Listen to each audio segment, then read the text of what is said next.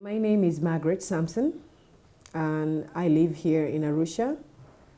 I've been in the tourism industry for the past 15 years.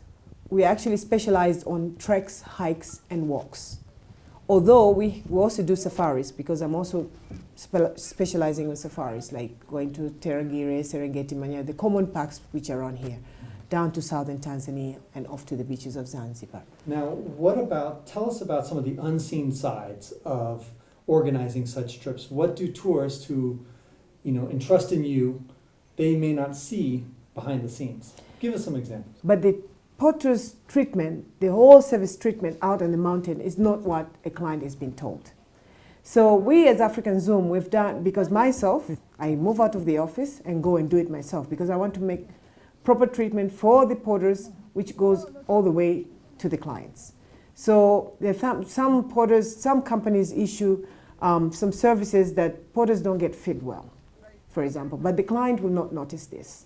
If there is someone who goes out behind and makes sure that the porters have to get what they're supposed to get, proper food, proper treatment, and also the place where they sleep. Some porters don't sleep in tents. Some porters sleep in some small tent which is not even covered with anything. So they suffer with the cold. So the clients will not know this. But in the morning, they'll see the porter's happy because that's the job. They're just doing the job because it's just a job. How often do porters eat? How many meals a day do they get at some companies versus other companies? The reality is most of the porters don't get fed 3 times a day. That's the problem. How often do they get fed? Sometimes once. And sometimes they can go at least 2 days without having something to eat. So they have to carry like groundnuts to put them to have them something to eat in their bodies, because some companies don't even provide food. There's some situations like those. Beef stew, that's your favorite. That's my favorite. Are we having that tonight? Yes. We're eating beef stew tonight? Yes. Okay, so And vegetarian too. okay, good.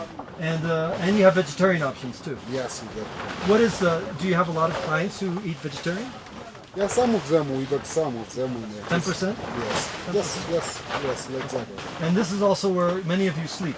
Yeah, this is of our kitchens and the sleeping quarters. yes, And there's a total of 8 of you? 8 or 9? yes, we are 9. 9 total. Okay. So tell me about an experience that shocked you and realized that there's a problem with the way porters are treated.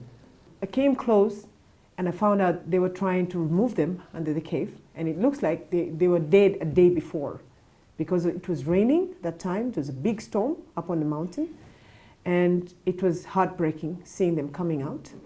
The guys trying to help those 3 porters out of that cave just to get an assistant to have them brought down, but both of them were all dead.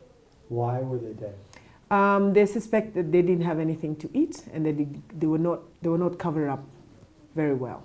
I mean, proper warm clothes, proper wearing, because we found them with skin tights and small shorts, and they had like a small long sleeve, and one of them had like a cut off. But for those 3, it looks like they were heading to another camp. It was not a resupply. It's because of shortage of food, not well covered up, and I think they got like a hypothermia up on the mountain and that's why it ended up for them to be dead. So what are you trying to do yourself personally to try to change this? Is there an organization that is trying to make a difference? Yes. For example, with our company here, what we're trying to do is none of these porters will be allowed to go up on the mountain with African Zoom without proper clothes. First of all, we need to check the boots. We need to check what clothes they have. They need to have a proper sleeping bag. They need to have a proper jacket. And on top of that, the chef that is up on the mountain, before they do the supply here, the chef has to make sure that he has a budget for the crew. So I not allow any crew to going up on the mountain, coming back here and complaining that I didn't have this and that. And if that does happen, the chef will be lost in a minute. I will not take the chef in because I've seen how the porters have been treated, and I've been behind this fighting everyone to try and improve, at least for these porters, because they're trying to earn something for their lives. So that's exactly what I do. Before they leave here, we have a budget, food budget, completely. If it's 8 days, if it's 7 days, every day they should have food.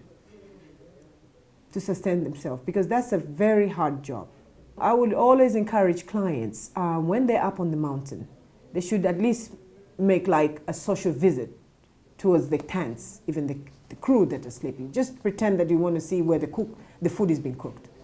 Try to get referrals from other companies. Try to get what that company is associated with.